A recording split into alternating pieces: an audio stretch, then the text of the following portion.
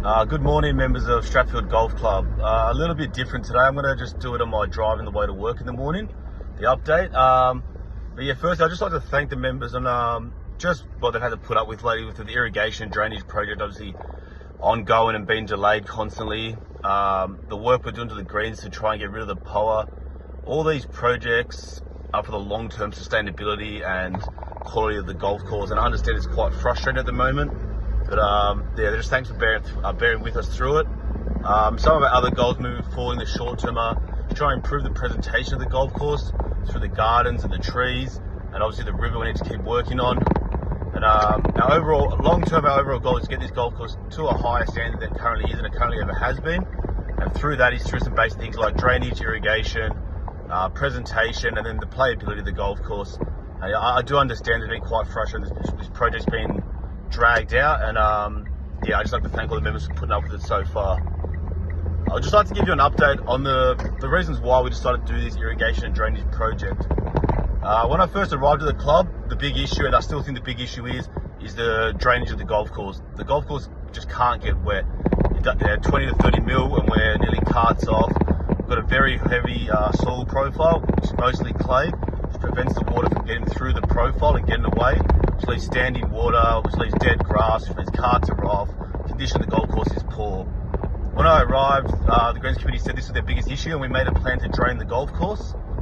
After my first 6 to 10 weeks there, I realised how poor the irrigation system was. So the current irrigation system that's in the ground is between 20 and 26 years old. It's been put in over 3 stages over a 5 to 10 year span by 3 different companies. It's all kind of set up differently. An example of this is to water the tees, I have to put on 25 minutes of water, which is equivalent to about 4 or 5 minutes to water the green surrounds.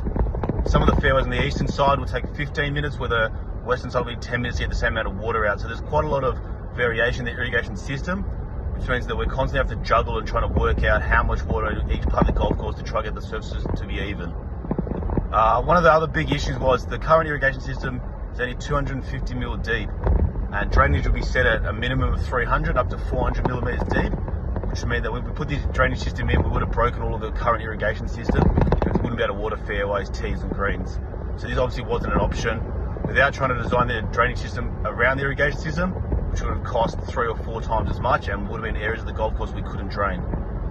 So as a committee, we decided that if we're going to do the drainage work, which is our highest priority, we needed to upgrade the irrigation system. The current system also has a lack of control. So at the moment, I can't water just one single sprinkler.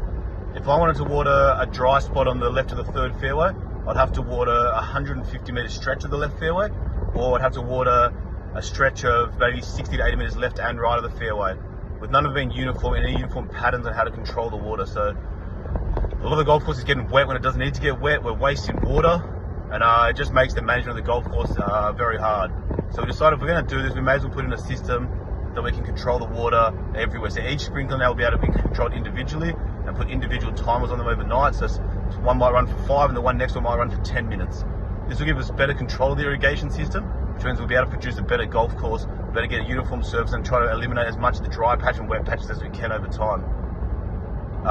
With the irrigation system now, the new system, we'll also have it on our phone, on our computers. We'll have better data, better ability to control the system. As I said, we'll produce a better golf course long term.